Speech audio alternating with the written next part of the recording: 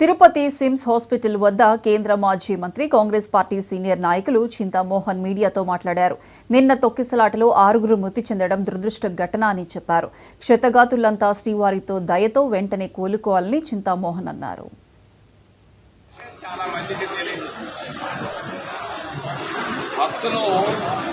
రాత్రంతా ప్రయాణం చేసి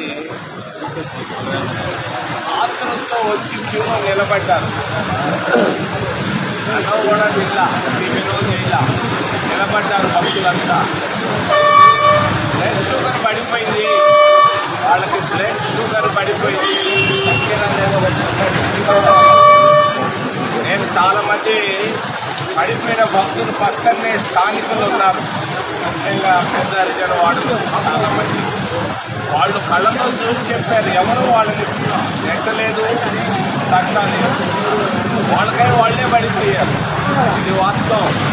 దీనికి శ్యామలరావు కానీ, వెంకయ్య కానీ, టీవీ అధికారులు కానీ, పోలీసులు కానీ సంబంధం లేదు.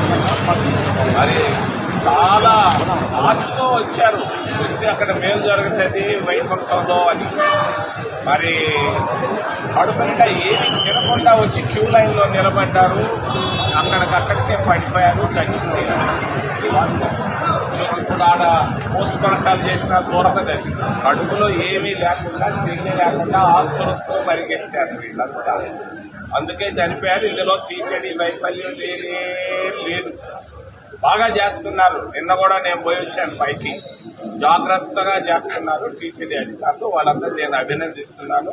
ఈ భక్తులు చనిపోయిన దానికి మరి టీటీడీకి అది వ్యక్తుల వల్లే జరిగింది. పాపం అమాయకు భక్తులు రాత్రంతా రైళ్లలో బస్సుల్లో ప్రయాణం చేసి మరి క్యూలో లేట్ అయితే ఏమోనని తినకుండా వచ్చి క్యూలో నిలబడ్డారు.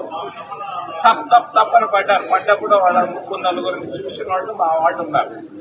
ఇది వాస్తవం. రెండో విషయాన్ని గురించి అప్రస్తుతమైన నేను చెప్పాలనుకున్నాను.